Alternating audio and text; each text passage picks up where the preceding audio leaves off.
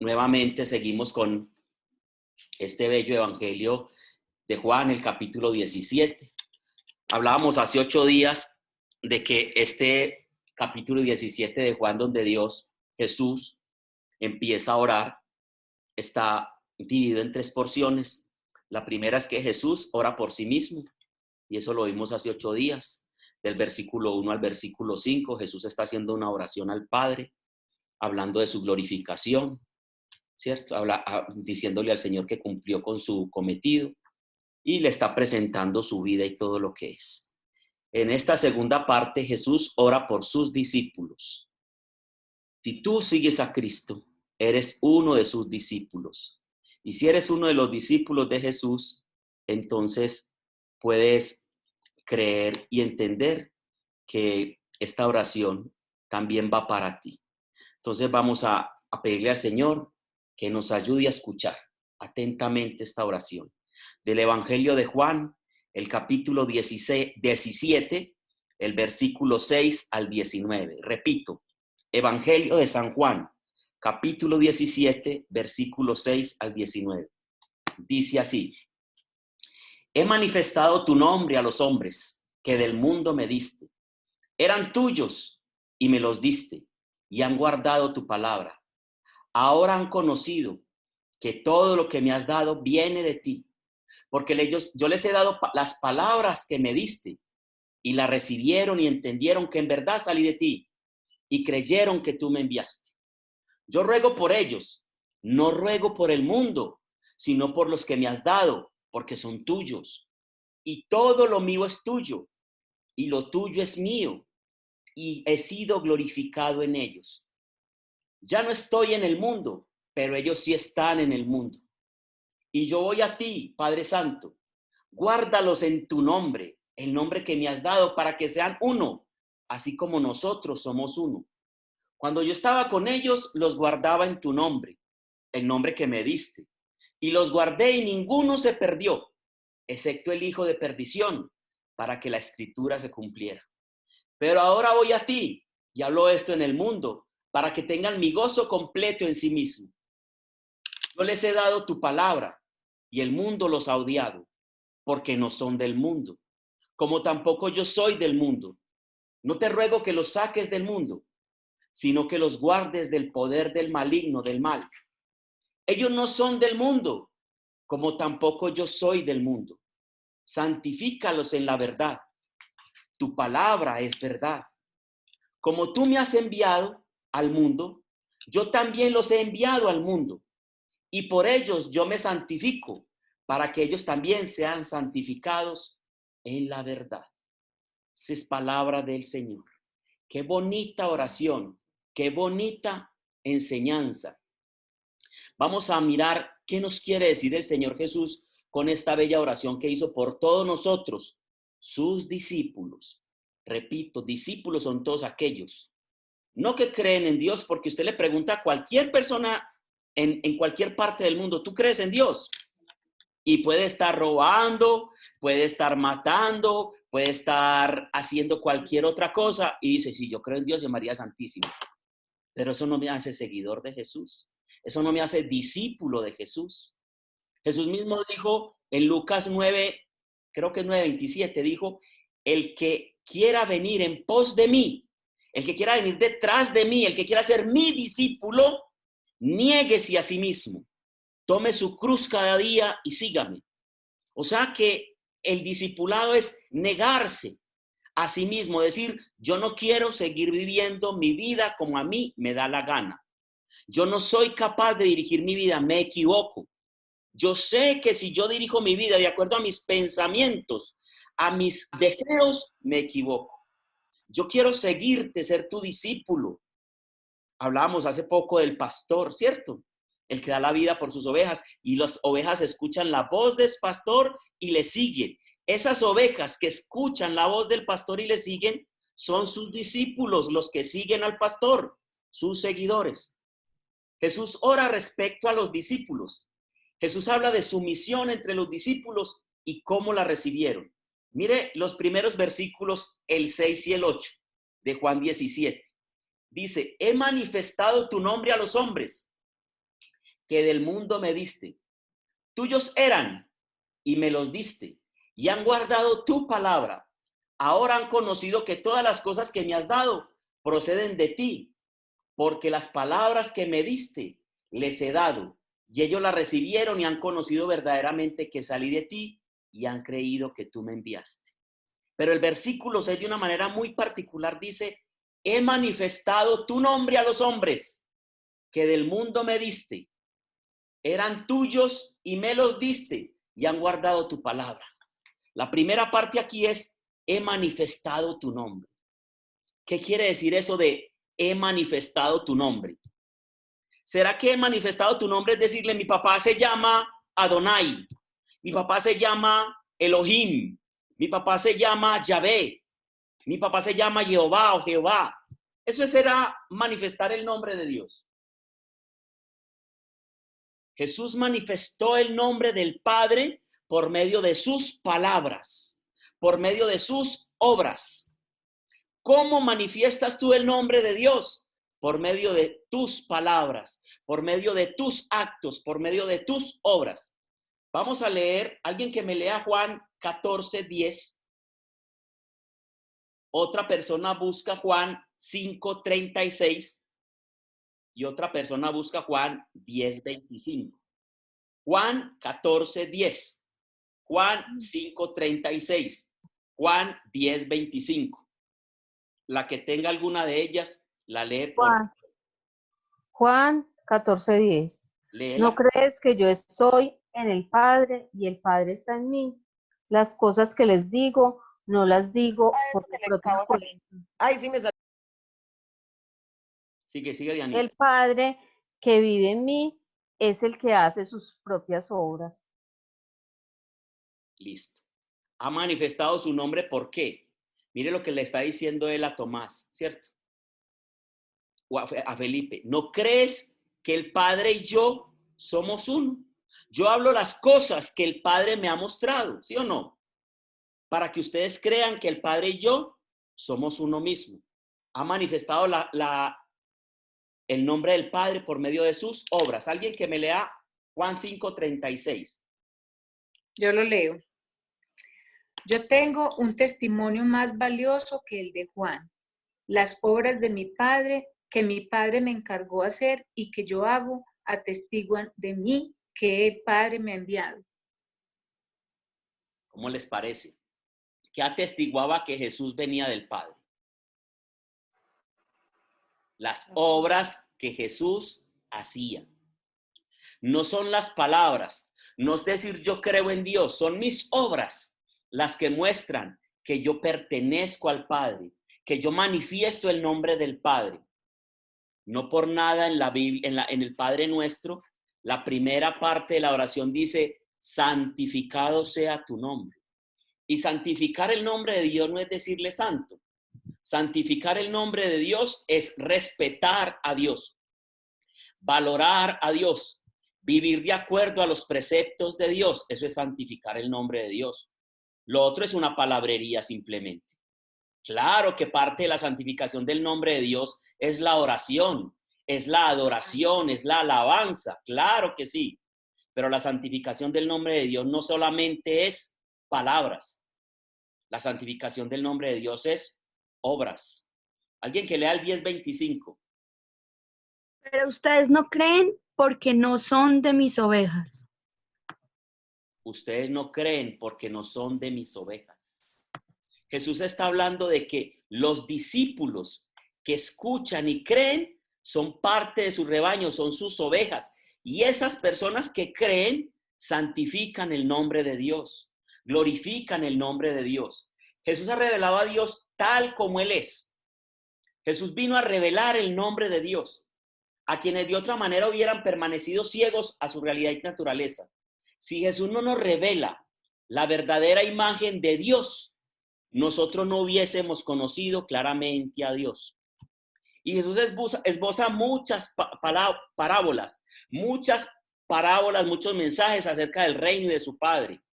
Una de las parábolas muy bonitas en que Dios habla del amor del Padre es la parábola del hijo pródigo, ¿cierto? Un padre que se desborda de amor, que corre al encuentro de la persona que se fue de su lado, lo recibe con abrazos y besos y dice: deprisa, hagamos un banquete y una fiesta porque este hijo mío estaba muerto y ha vuelto a la vida, estaba perdido y lo hemos hallado. Ese es el verdadero, la verdadera imagen de Dios como Padre. Esa imagen nos la revela Jesús. Jesús nos da aquí una definición de su obra. Le dice a Dios: he revelado tu nombre. Aquí hay dos grandes ideas que le resultarían claras a los que lo leyeran por primera vez. He revelado tu nombre. Vamos a ver la primera parte de lo que quiere decir he revelado tu nombre. Hay una idea que es esencial y característica del Antiguo Testamento. Allí se usaba la palabra nombre en un sentido especial. Lo que para nosotros significa la palabra nombre, en la antigüedad no era lo mismo. No quería decir simplemente el nombre de una persona.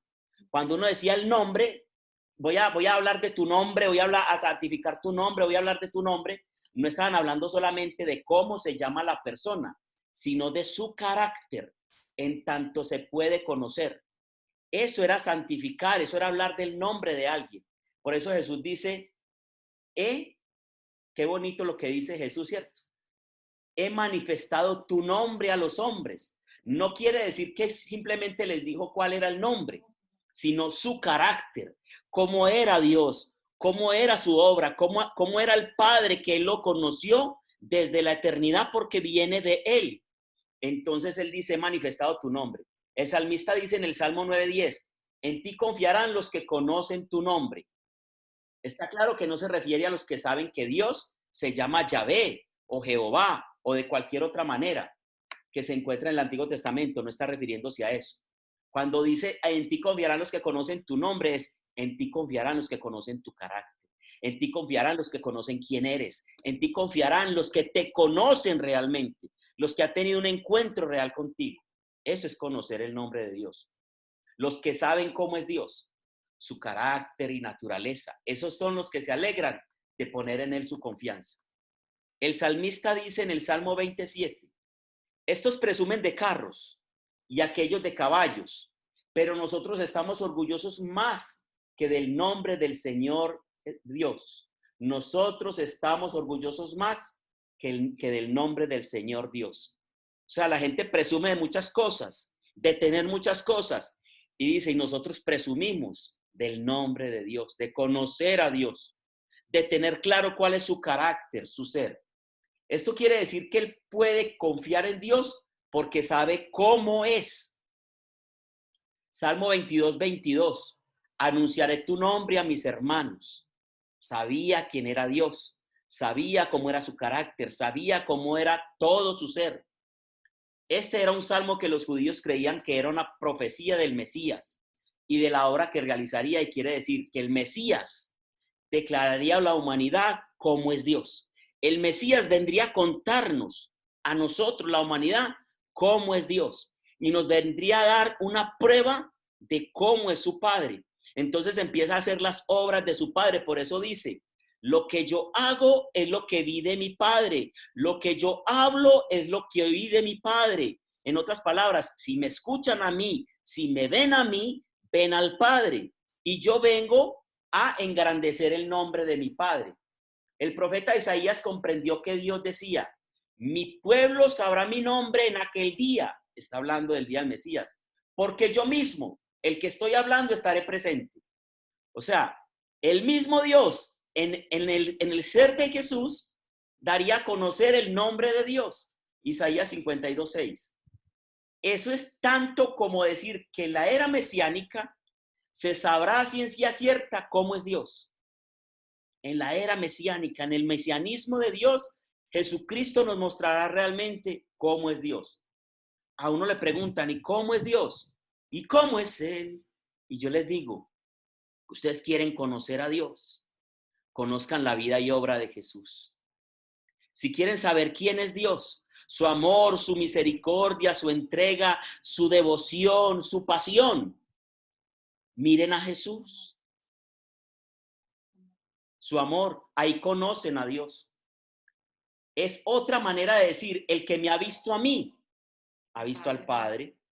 Es otra manera de decirlo.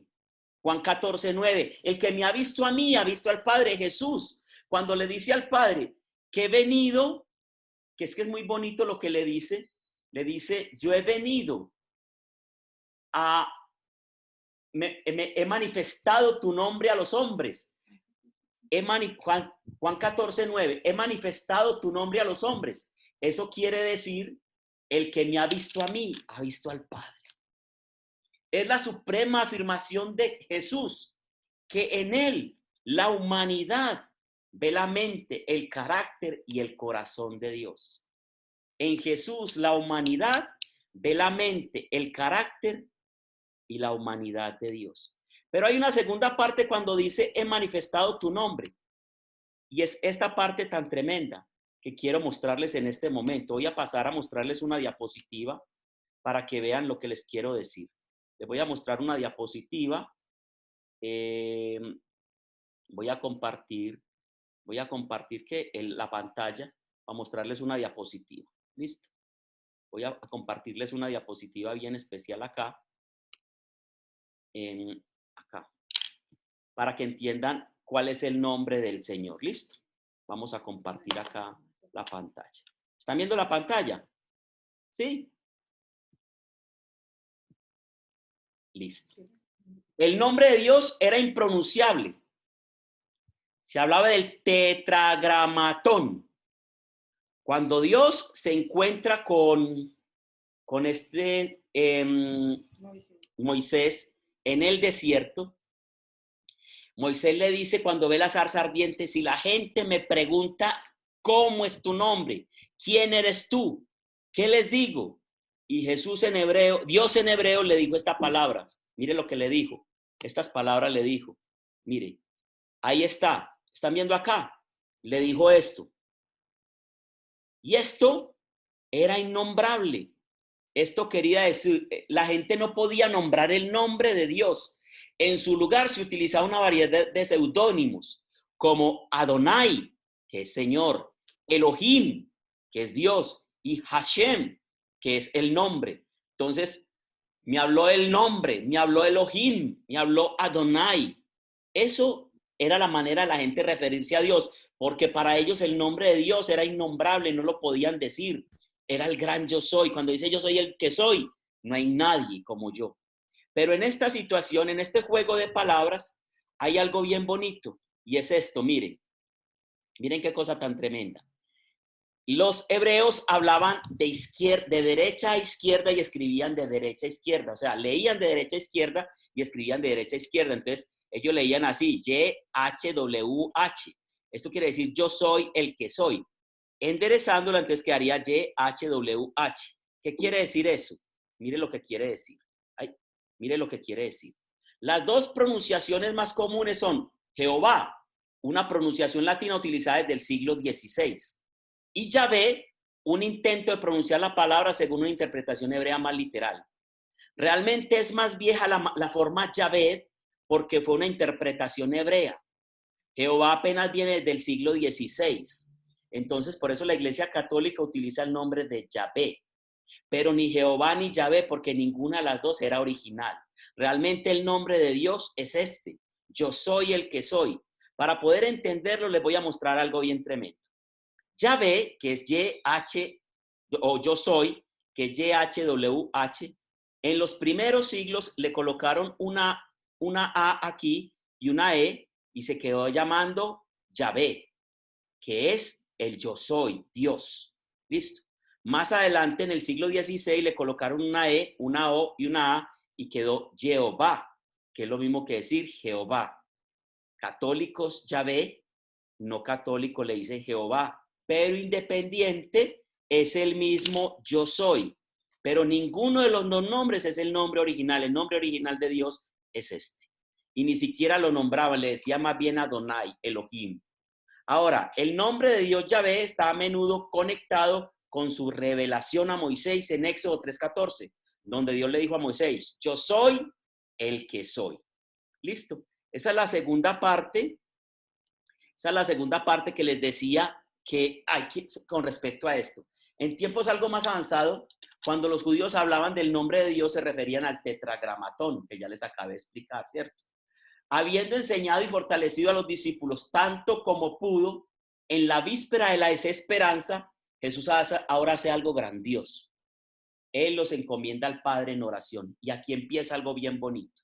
Versículo 8, mire lo que dice. Porque yo les he dado las palabras que me diste y las recibieron y entendieron que en verdad salí de ti y creyeron que tú me enviaste. Jesús está diciéndole al Padre, guárdalos a ellos, bendícelos. ¿Por qué? Porque yo les he dado las palabras que me diste y ellos las recibieron. Primera parte de la palabra es ¿qué? Recibirla. ¿Qué están haciendo ustedes en este momento? Recibiendo la palabra. Segunda parte, entenderla o no. Y la entendieron. Pero la entendieron y entendieron que era verdad que salí de ti. Y la tercera parte, recibirla, creerla, recibirla, entenderla y creerla. Creer que lo que está diciendo Dios es verdad y creyeron en que tú me enviaste. Jesús pasa a orar por sus discípulos. Él estaba feliz de haber compartido su vida y sus palabras con ellos. Resalta el hecho de que ellos no solo aceptaron sus palabras, sino que las obedecieron. Ahora, cuando uno ve todo el sermón de la montaña, hay una parte en el capítulo 7 de Mateo, donde dice con qué compararé a un hombre necio, con aquel que construye su casa sobre la arena, aquel que escucha la palabra de Dios y no la pone en práctica, no la obedece. Es como un hombre necio que hizo su casa sobre la arena, vinieron las tempestades, vinieron las tormentas y la casa se fue al piso. ¿Y con qué compararé a un hombre sabio?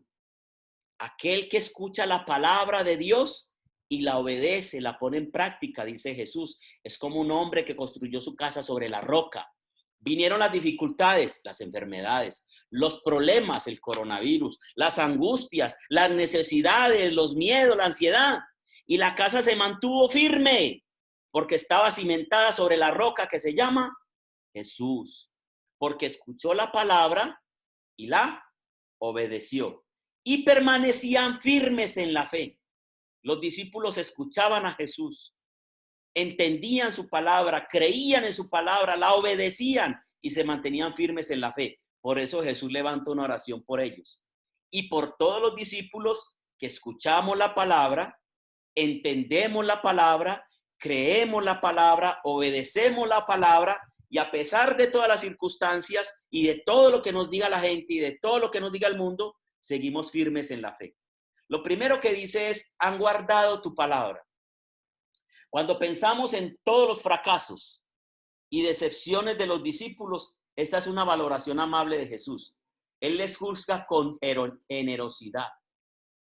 Porque creyeron que él era hijo, han guardado tu palabra, le dice al Padre. Aunque algunos se equivocaron, pero él no ve sus equivocaciones, él ve el contexto general.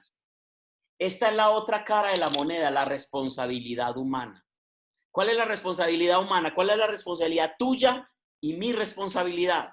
Después de recibir la palabra de Dios, han guardado tu palabra. ¿Qué es guardar la palabra de Dios? Atesorarla en nuestro corazón para hacer la vida todos los días. Eso es guardar la palabra. Después dijo, han conocido verdaderamente que salí de ti. Puede ser que no entiendan todo y puede ser que nosotros no entendamos todo lo que Dios encierra porque es tan grande que nuestro entendimiento es limitado para ello. Pero creen en el origen divino de Jesús y en sus enseñanzas. ¿Han conocido verdaderamente que yo salí de ti? ¿Tú crees que Jesús salió de Dios? ¿Tú crees que Jesús es el Hijo de Dios? ¿Tú crees que Jesucristo es Dios? Si tú crees que Jesucristo es Dios, no un hombre bonachón, no un hombre todo bacano, todo buena gente, un hippie que vivió hace más de 2000 años y llevaba una vida toda bacana, toda de paz, peace, todas esas cosas. Era un buen pastor, era un buen, como les dijera yo, un buen maestro, como muchos lo quieren ver, pero no se equivoque.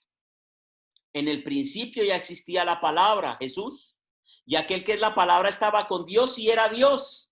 Por medio de él y para él fueron hechas todas las cosas, y nada de lo que existe fue hecho sin él. Y la palabra se hizo carne y habitó entre nosotros. Jesús existía antes de que todo esto existiera. Jesús es Dios. Y los discípulos entendieron y creyeron que ese Jesús que les hablaba era precisamente Dios, hecho hombre. Por eso Jesús le dice al Padre, ellos reconocen que vengo de ti. Dios inicia la obra en nuestros corazones y debemos corresponderle. Vamos a ver el capítulo 17, versículo 9 al 10. Jesús dirige su oración. Mire cómo la dirige de bonito. Yo ruego por ellos. ¿Quiénes son ellos? Sus discípulos, los que le siguen, los que creen que Jesucristo es Dios, los que le creyeron que venía del Padre, los que aceptaron su mensaje, los que obedecieron su mensaje. Jesús está rogando por ellos. Ahora, ¿quieres que esta oración sea para ti? Yo quiero ver las manos levantadas. ¿Quieren que esa oración sea para ustedes? Que Jesús, cada rato le dicen a uno, ora por mí. ¿Usted quiere que el mismo Dios ore por usted? Pues aquí está la clave.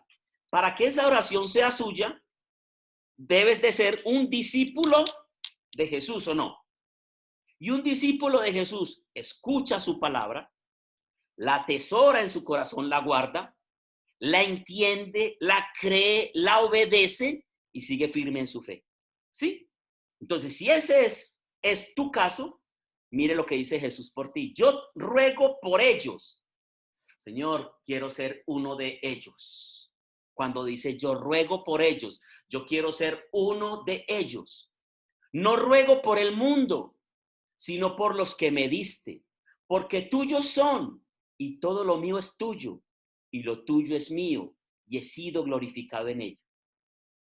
Ahora intercede por ellos, por nosotros, por sus discípulos. Pide al Padre que los proteja y les ayude a tener unidad. Y aquí viene una cosa bien bonita. ¿A qué iglesia perteneces?, le pregunta a uno la gente. Y la gente se asombra y se altera cuando le digo yo, a la única iglesia. Es que, ¿cómo así que a qué iglesia? ¿Cuántas iglesias hay? La palabra de Dios dice una sola fe, un solo Señor, un solo bautismo, ¿o no? Hay una sola iglesia. Que la iglesia cristiana se dividió y empezaron unos a coger para un lado, otros para el otro. Pero realmente Jesús está hablando de la unidad. Arjona dice, en este mundo hay más religiones que niños felices. Y es la verdad. La religión es el amor que Cristo nos trajo. Por eso su mandamiento es, amaos los unos a los otros como yo los he amado. Esa es la verdadera religión. Ellos eran un regalo de Dios, el Padre, para él. Los que me diste. Cuando uno le da a alguien algo, ese algo se convierte en un regalo. Jesús está orando por sus discípulos y le dice al Padre, tú me los diste. Nosotros somos un regalo para Jesús, porque el Padre se los dio a Jesús. Tú me los diste, eran tuyos y me los diste a mí. Los creyentes somos un regalo de Dios el Padre para Dios el Hijo. ¡Wow! Somos un regalo de Dios el Padre para Dios el Hijo, si somos sus discípulos. Cuando Jesús dice, no ruego por el mundo, no es que no le interese la situación del mundo. Es porque se estaba enfocando en sus propios discípulos. Después, más adelante, se preocupará por el mundo, por los que todavía no lo conocen ni han llegado a él, pero que son parte del rebaño que quiere rescatar. ¿Y a través de quién los va a rescatar? A través precisamente de los discípulos por los que está orando en este momento, ¿no? ¿Cómo va a alcanzar Dios el mundo? ¿Con sus discípulos o no? ¿Cómo está alcanzando Dios el mundo? Por medio de sus discípulos. Entonces él ora por sus discípulos y después pasa a orar por el mundo. Él dice, no oro por el mundo. Ahorita más tarde lo hago. En este momento me enfoco en mis discípulos. Él está orando por el instrumento que estaba creando a través del cual alcanzaría al mundo. estaba orando por sus discípulos, el instrumento que iba a utilizar para alcanzar el mundo. Pregunta, pregunta, pregunta. ¿Eres tú ese instrumento de Dios para alcanzar el mundo, para alcanzar a los demás, para llevar más personas a Cristo? ¿Eres tú ese instrumento de Dios? ¿Te consideras un instrumento de Dios para acercar a las personas a Cristo? ¿O al contrario, somos piedra de tropiezo para que muchos lleguen a Cristo? Debemos reflexionar sobre esa situación. En el versículo 11 dice, ya no estoy en el mundo, pero ellos sí están en el mundo, y yo voy a ti, Padre Santo. Guárdalos en tu nombre, el nombre que me has dado, para que sean uno, así como nosotros somos uno. Versículo 11. Él sabía que pasarían por momentos difíciles, ya que el ser sus discípulos, habría gente que buscaría hacerles daño. Cuando yo me convierto en discípulo de Jesús, habrá muchas personas que querrán hacerme daño. Porque es que la verdad de Cristo estorba las cosas del mundo. Es que conocer la verdad de Cristo no es bueno para muchos. Porque la palabra de Dios es como una espada de dos filos que penetra hasta las coyunturas, a los tuétanos, nos redarguye, nos confronta, nos hace mirar en un espejo y ver la realidad de nuestra vida. Entonces, a mí me gusta mucho la parranda, cuando a mí me gusta mucho la bulla y el ruido, y empiezo a conocer la palabra de Dios que me dice, no os embriaguéis con vino en lo cual hay disolución, antes sed llenos del Espíritu Santo. Miren, ni los borrachos, ni los adúlteros, ni los fornicarios, ni nada entrarán en el reino de los cielos. Cuando empiezo a escuchar todo eso, la palabra de Dios empieza a ser una piedra de tropiezo, un estorbo. Por eso dice, entren por el camino estrecho, por la puerta estrecha, porque los caminos que llevan a la perdición son grandes y espaciosos. Ahora, si yo soy ese instrumento que estoy llevando esa palabra y esa verdad, me empiezo a convertir en enemigo del mundo, porque voy en contravía de los deseos del mundo. Por eso en Santiago, que lo estudiamos muy bien, me acuerdo, nos demoramos muchos meses estudiando a Santiago. Santiago dice en el capítulo 4, versículo 7, el que se hace amigo del mundo se vuelve enemigo de Dios. Y cuando habla del mundo, no estamos hablando de las personas, no, el mundo es todo este sistema que el hombre montó, ayudado por el maligno, porque el mundo entero yace bajo el poder del maligno, dice la primera carta de Juan en el capítulo 4, creo que es. Cuando dice el mundo, está hablando de todo este sistema que nos están montando, ese mundo que está en contravía de Dios, ese mundo que habla del aborto, ese mundo que habla de la ideología de género, ese mundo que habla de todas esas barbaridades. Ese mundo, cuando el hombre es amigo de ese mundo, se vuelve enemigo de Dios. Eso dice la Biblia, no lo digo yo. Lean la carta de Santiago, el capítulo 4, y verá que ahí dice muy claramente, ¿no saben ustedes que ser amigos del mundo es ser enemigos de Dios? Dios ama celosamente el Espíritu Santo que ha puesto en ustedes, eso dice la Biblia. Entonces, cuando somos instrumentos de Dios, discípulos de Dios, entonces seremos atacados por el mundo. Por eso él habla de que los guardo. Ya no estoy en el mundo, pero ellos sí están en el mundo y yo voy a ti, Padre Santo, guárdalos en tu nombre, el nombre que me has dado para que sean uno, así como nosotros somos uno. En Mateo 26:31 dice, Jesús dijo, esta noche todos vosotros os apartaréis por causa mía, pues escrito está, heriré al pastor y las ovejas del rebaño se dispersarán. El enemigo de Dios sabe que cuando hiere a uno de los discípulos de Dios, que está cumpliendo con una misión de llevar a muchas personas a los pies de Cristo, es, mejor dicho, objetivo militar del maligno, esa persona, porque esa persona no le agrada. Y el maligno, con la ayuda de los instrumentos del mundo, y ojo lo que voy a decir, no quiero ser malinterpretado, a veces parte de esos instrumentos es la misma familia. que lo atacan a uno y le dicen, gana es que hablando de Dios y que no sé qué. Pedro mismo, en una ocasión, iba a ser instrumento de Satanás cuando Jesús le dice, cuando descubre que él es el Mesías, y le dice, y que Jesús le dice que él iba a morir. Le dice, ay María, Señor, por encima de mi cadáver, no, tú no puedes morir. Y él le dice, apártate de mí, Satanás, le dice a Pedro, no, porque tú no ves las cosas como las ve mi Padre.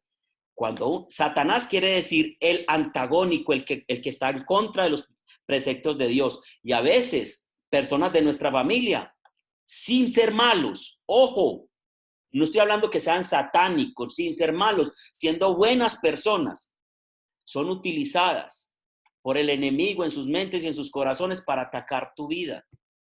Y puede ser cualquier persona, pero entiende que Dios ya oró por ti para que el Padre te preserve de todo ataque del enemigo. Está cubierto con la sangre de Cristo por el poder del Padre. No debes temer, debes seguir adelante. Juan 17:12 dice, cuando yo estaba con ellos, los guardaba en tu nombre, el nombre que me diste, y los guardé y ninguno se perdió. Así, excepto uno, el hijo de perdición, para que la escritura se cumpliese. Yo los guardé a todos, los protegí a todos. Uno se me salió de las manos, Padre. Hubo uno que no quiso. Pero bueno, él desde el momento que iba que se acercó a mí ya tenía corazoncito como dañadito. Y yo traté, pero no. Fue más su situación con el mundo. Y él era el hijo de perdición. Él vuelve a pedir que Dios los proteja del maligno. El diablo intentará detener la obra y atacar a sus discípulos. Siempre el maligno tratará de atacar la obra de Dios y dispersar a sus discípulos. Quiero decirles algo y se los digo con todo corazón y con toda sinceridad. Cuando uno está en los caminos de Dios y está reunido de un montón de personas y de gente en el ministerio, incluso personas que están dentro del ministerio, se pueden crear envidias. Y todo eso es promovido por el enemigo de Dios para desestabilizar a la obra de Dios. Por eso cuando tú lideres algo, cuando tú estés llevando a alguna persona, no te inquietes por las envidias, por los celos de los demás. Entrégale todo eso en oración a Dios. Y dile, Señor, qué pena con esta persona si le incomoda mi manera de ser. Yo lo hago de todo corazón para ti. Pero no dejes que ninguna de estas cosas te perturbes, porque a veces somos utilizados por el maligno para pelear entre nosotros y para discutir entre nosotros y generar discordia, porque cuando generamos discordia y caos, la obra se termina. No dejemos que pase eso al interior de nuestros grupos de oración. ¿Estamos de acuerdo? Jesús dijo al Padre que los proteja específicamente de esos ataques, de los ataques del maligno. Y mire lo que le dice, todo lo mío es tuyo y lo tuyo es mío. Cualquiera le puede decir a Dios, el Padre, lo mío es tuyo. Sí. ¿Y es verdad o no? Padre, Dios, todo lo mío es tuyo y es verdad. Aunque usted no lo quiera aceptar, todo lo suyo es de Dios. Esta semana veíamos mansiones, ¿cómo se llamaba? Mansiones monumentales o no así, extraordinarias o no sé qué, en History o algo así. Unas mansiones de $6 millones que hicieron personas en el siglo pasado. Impresionantes. De esas familias ya no quedó nadie. Yo le decía a Rubí, ¿cómo sería el agite para estas personas hacer estas mansiones con mármoles, con cosas de oro, unas cosas impresionantes? Todo el esfuerzo y todo. ¿Y dónde están esas personas ahora? Más de 100 años, en el 1800, en el 1900, empezando. Todos muertos. ¿Qué se llevaron? ¿Dónde quedó todo el esfuerzo? Nosotros no somos dueños de nada. Somos tontos cuando lo creemos. Les dije, hace mucho tiempo les dije, no somos dueños, somos administradores. Y cuando Dios quiera, lo que tenemos, no lo tendremos. Mi casa no. Esto es de Dios. Él nos los prestó para vivir. mi coche, mi carro, mi auto, mis hijos. Ay, Héctor, te están hablando. No, no son tus hijos, Él te los prestó. Mi esposo, mi esposa. Debemos empezar a desapegarnos y a entender que no somos dueños, somos administradores. Todo lo mío es tuyo y lo tuyo es mío. Todo le podemos decir a Dios, lo mío es tuyo, pero solo Jesús le puede decir al Padre, lo tuyo es mío. Solo Jesús. Tú no le puedes decir a Dios, lo tuyo es mío. No. Hay cosas que tú me quieres dar, Señor. He sido glorificado en ellos, sigue diciendo Jesús. Nadie más que Jesús debe ser glorificado. Ya lo habíamos visto en la clase pasada. Algunos líderes tienen la tendencia de glorificarse a sí mismos. Y sobre todo en la iglesia cristiana evangélica se ve mucho. No estoy criticando a la iglesia cristiana evangélica. Pero se ven muchos pastores que se endiosan y glorifican su nombre. Se hacen pompas y altares y ríndase ante mí. Yo, no. La gloria solo es para Dios. La gloria es para Dios. Qué palabras tan bonitas las de Juan Bautista. Yo debo menguar para que Él crezca. Yo debo menguar para que Él crezca. Que cada día la gente me mire menos a mí y lo mire más a Él. Esa es la idea de un buen líder, de un buen pastor. De resto, la gloria es para Dios. Padre Santo, a los que me has dado, guárdalos en tu nombre. A los que me has dado, guárdalos en tu nombre. La base de la petición de Jesús está arraigada en el nombre del Padre, en el carácter de Dios. Guárdalos en tu nombre, en tu carácter, en lo que tú eres. Guárdalos, Señor. Dios es glorificado completamente en su obra, en nosotros. La obra de Dios en nosotros glorifica a Jesús y glorifica al Padre. ¿Cuántas personas han dicho de una persona que tenía una vida más bien desordenadita o que no era correcto en muchas cosas y ha cambiado y dicen, uy, lo que ha hecho Dios? ¿A quién glorificaron? A Dios. La obra que Dios hace en nosotros glorifica a Dios.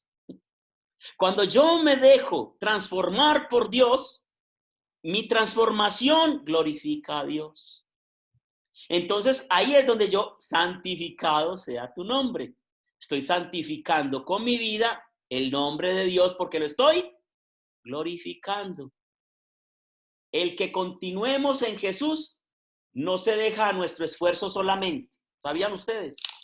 Nosotros solos no podemos. Pare de contar. Solos no podemos. Entonces ya conocí a Jesús, listo, ya. No sigo estudiando la Biblia, no sigo. No, apenas empezó, amigo. Es de la manito de Él. Everybody, todos los días. ¿Sí o no que lo dice? Niéguese a sí mismo, tome su cruz cada día. ¿Eso es de todos los días o no? El seguimiento es diario. El mundo, la carne y el diablo, que son los tres enemigos del hombre, ¿sí o no? Lo visto hasta en un retiro lo vimos.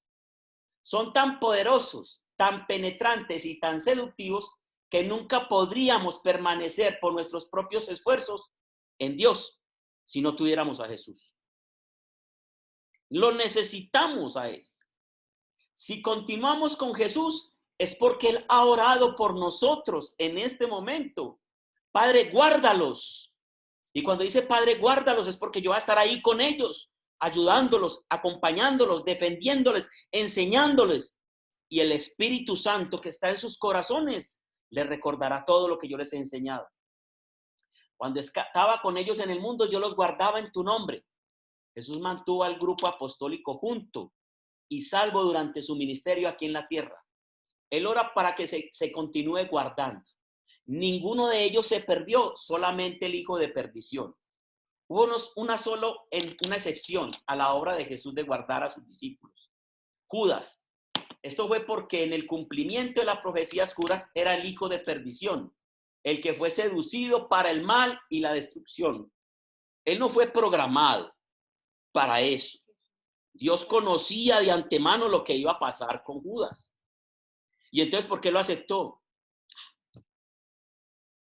Pero Judas tenía un corazón enamorado del mundo, de las riquezas, él era el que manejaba la natillera de los discípulos. Y él sacaba esa natillera. En una ocasión, cuando Jesús él está lavando con un perfume costoso, se enojó y dijo, ¿por qué? Porque le estaban lavando los pies.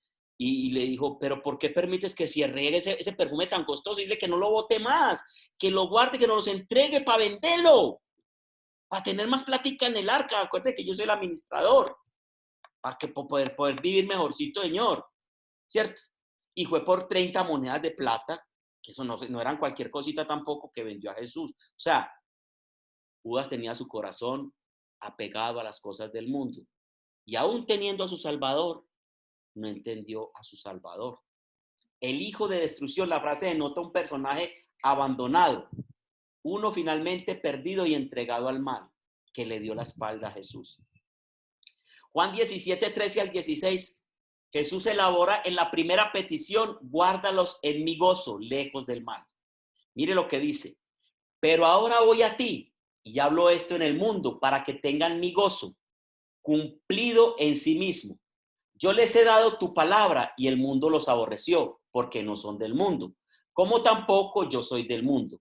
No ruego que los quites del mundo, sino que los guardes del mal. No son del mundo, como tampoco yo soy del mundo.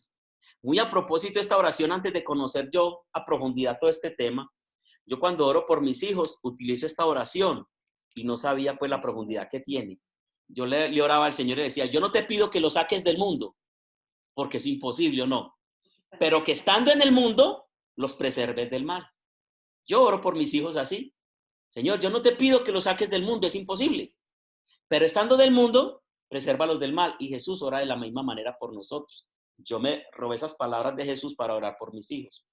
Y dice, para que tengan mi gozo, mi gozo, porque ya ni gozo tengo. Para que tengan mi gozo cumplido en sí mismos. El propósito de Dios es multiplicar nuestro gozo. Mire que en Juan 15, en las ramas de la vid, cuando dice que permanezcan unidos a mí, dice para que su gozo sea completo. Dios quiere que tengamos un gozo completo. El enemigo de Dios, dice Jesús, ha venido a matar, robar y destruir. Y yo he venido para que tengan vida y la tengan en abundancia. Dios quiere que tengamos un gozo completo, una alegría completa, una vida en abundancia. Ojo, ahí mismo que hablé de palabra abundancia, ahí mismo nuestras mentes carnales, materiales, empezaron a pensar en lo material. Abundancia no solo es material, abundancia de gozo, de alegría, de paz, de tranquilidad, de felicidad familiar. ¿Ibas a decir algo, Rubiela Romero? Sí, Héctor Enrique. Habla Rubiela Romero. No, deje, pero ¿para qué me muestra? Ah, bueno, entonces no la muestro. Bueno, hable. Que duro. Que esa partecita donde dice cuando... Que hable un poquito más duro. Que hable más duro, yo le dije. No, porque miren que los estoy gritando. No, hable duro, que es que como estás tan lejos de la...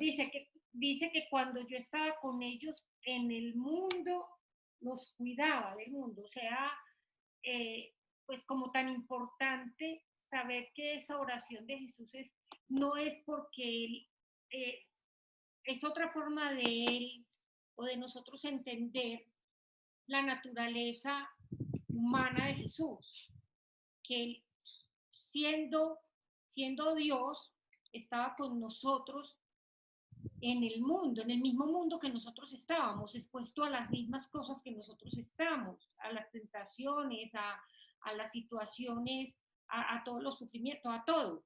Entonces, saber que Él, siendo parte de este mundo, también dice en su oración que nos cuida. Entonces, muy a propósito de lo que estás diciendo de nosotros cuando oramos por nuestros hijos, porque nosotros también estamos en el mismo mundo que ellos están.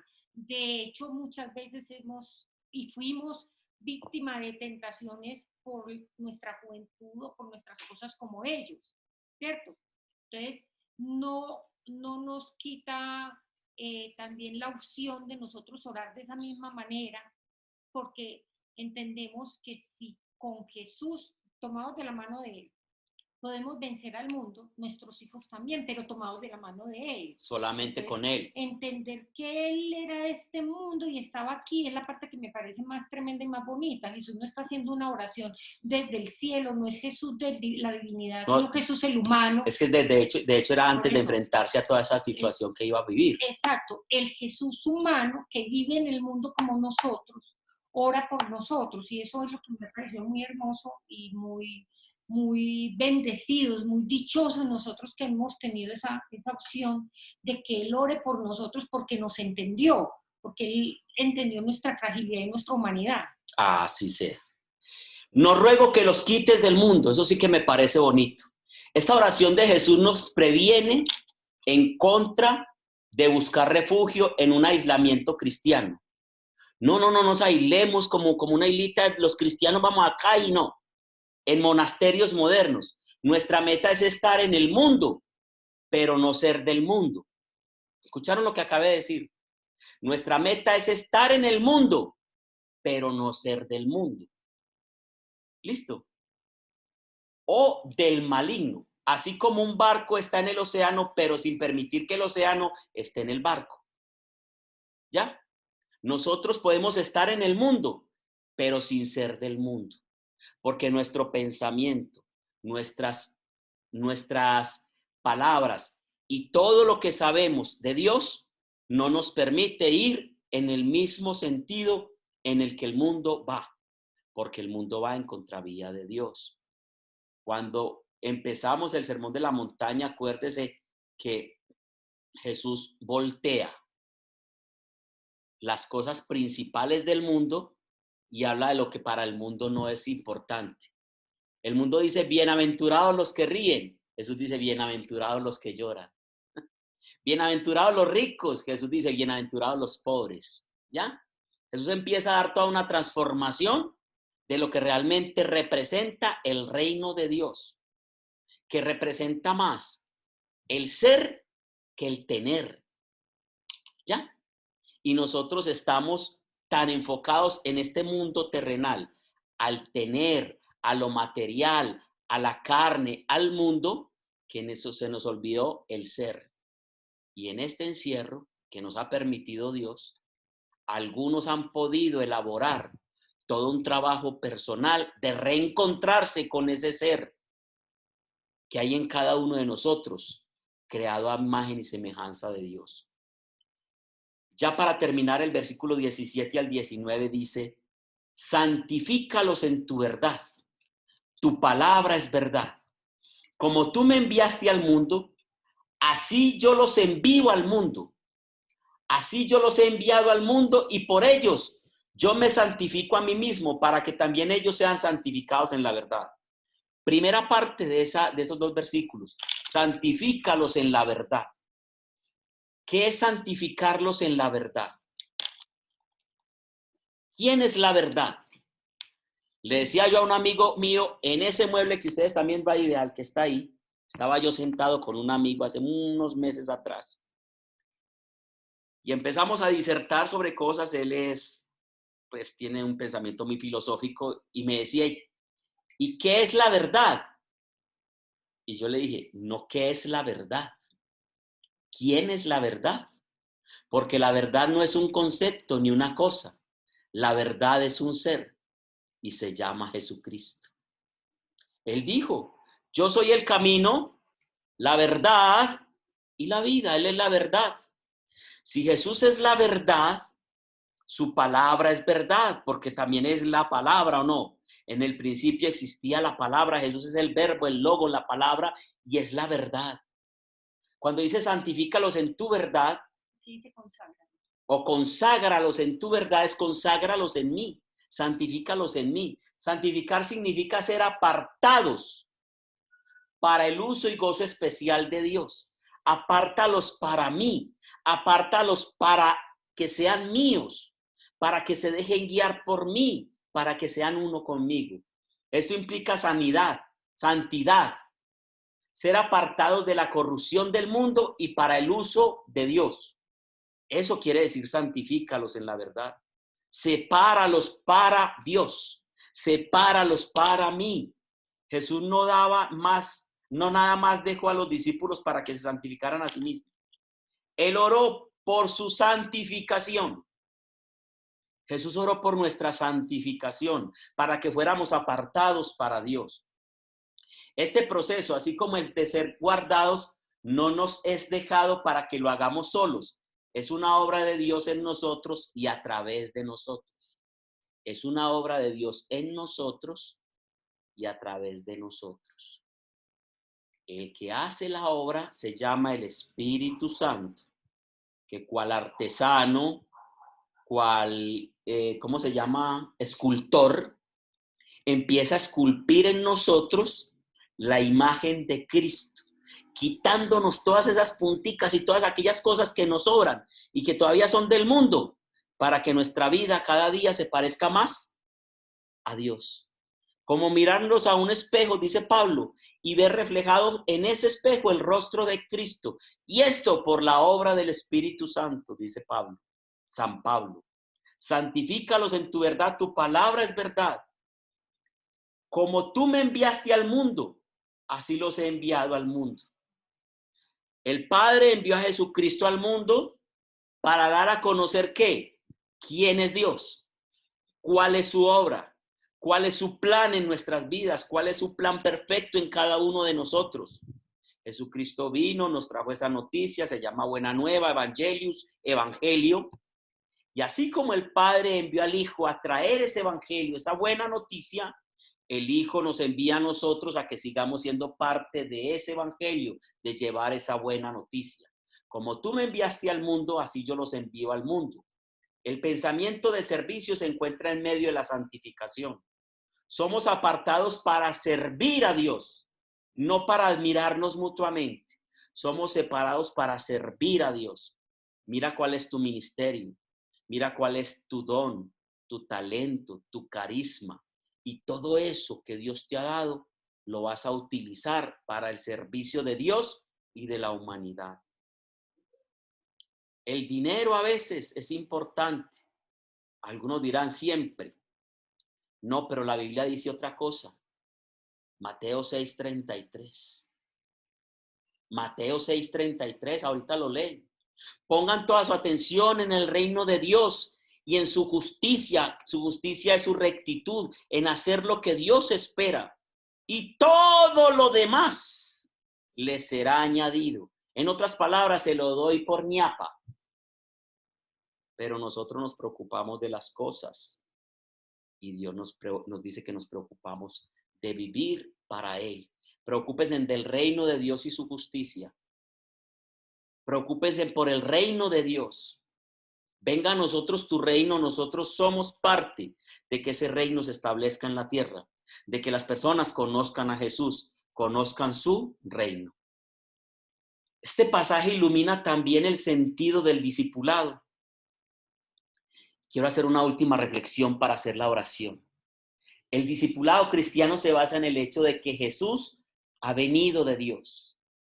Un discípulo es una persona que se ha dado cuenta de que Jesús es el embajador de Dios y que en sus palabras oímos la voz de Dios. Y en sus obras vemos a Dios en acción. El discípulo ve a Dios en Jesús y sabe que no hay nadie que sea una misma cosa con Dios excepto Jesús. Jesús y el Padre son lo mismo. El discípulo conduce a la obediencia. El discípulo es el que obedece la palabra de Dios, como la recibe de Jesús. Es el que se somete al magisterio de Jesús. Mientras querramos seguir haciendo lo que queramos, no podemos ser discípulos. El discipulado implica sumisión. Les repito esta última palabra para orar. Mientras querramos seguir haciendo lo que queramos, no podemos ser discípulos. El discipulado implica sumisión, entrega. Niégate a ti mismo, toma tu cruz cada día y sígueme. Vamos a escuchar una oración y después de la oración, una canción y después de la canción vamos a hacer una oración. Vamos a escuchar esta bella canción. Nosotros queremos ser discípulos de Jesús pues no podemos volver atrás. Debemos seguir a Jesús como nuestro único y suficiente Señor. Vamos a escuchar esta canción tan bonita.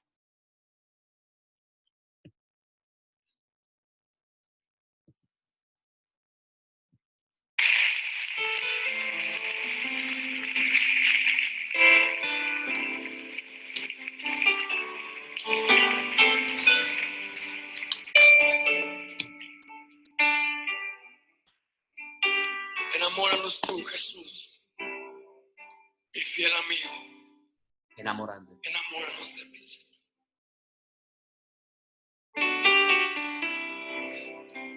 Jesús, mi fiel amigo.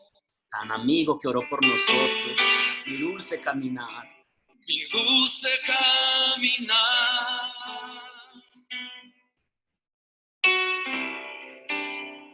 Quédate conmigo, no quiero volver atrás. No quiero volver atrás.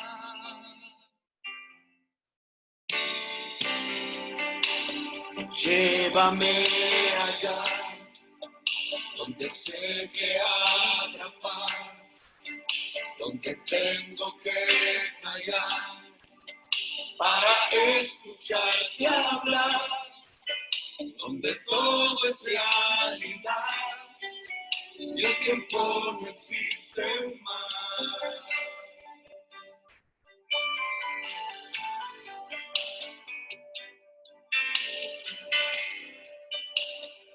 Una y otra vez, al estar yo junto a ti, no me puedo contener.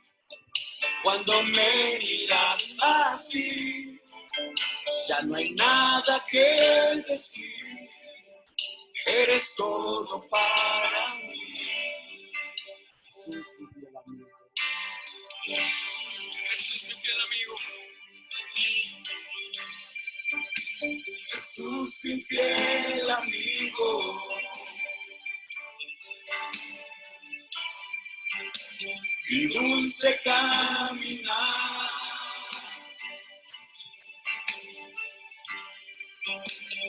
Quédate conmigo, no quiero volver atrás. Yo no quiero, Señor, por nada del mundo. Volver atrás.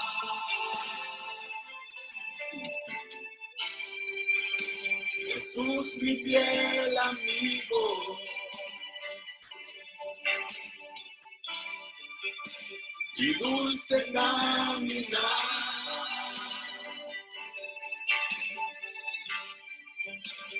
Quédate conmigo, no quiero volver atrás. No quiero volver atrás. No quiero volver atrás. No quiero volver atrás.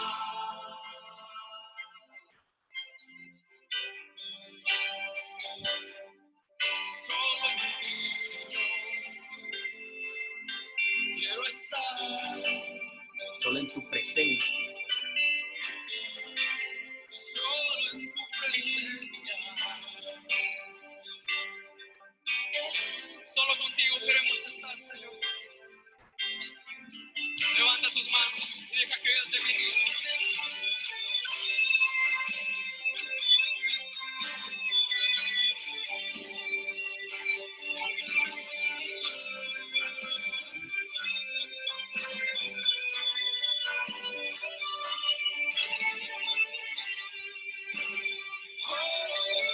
Mi Dios, no hay nadie como tú.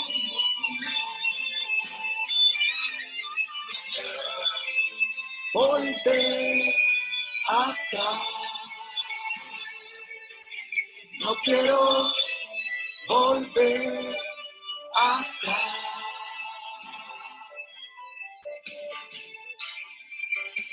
Jesús, mi fiel amigo.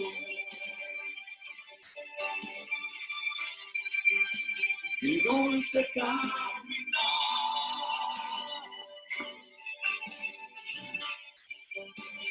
Quédate conmigo, no quiero volver atrás.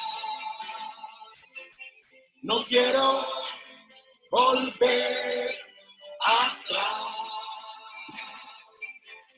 No quiero volver atrás.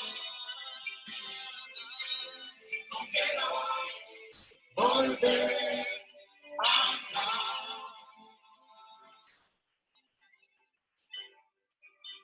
Haz una oración ahí en tu lugar, dile: Señor, yo quiero permanecer solo en ti. Que tu presencia nunca se aparte, Señor, de mí. Derrama tu espíritu, Señor, sobre nosotros. Mi Dios, Jesús, mi fiel amigo, mi dulce caminar. Heme aquí, Señor Jesús. Amigo Jesús.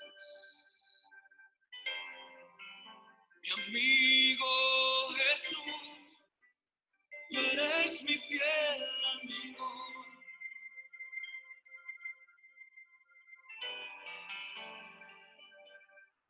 Sí, Señor Jesús. Tú eres nuestro mejor. Solo en ti podemos confiar, Señor.